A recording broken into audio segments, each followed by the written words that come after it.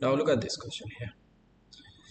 The regular diagram shows part of a regular 10-sided polygon. It's 10 sides. Work out x. X is inside this polygon. Have you noticed? It's interior angle.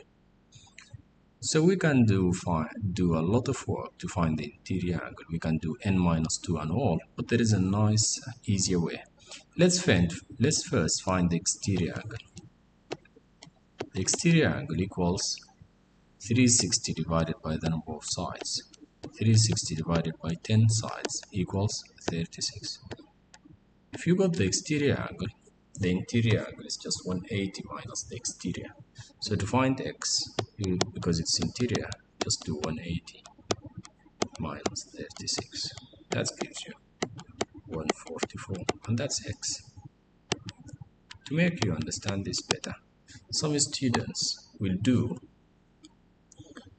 n-2 times 180. So there are 10 sides, so 10 minus 2 times 180, that gives you 8 times 180.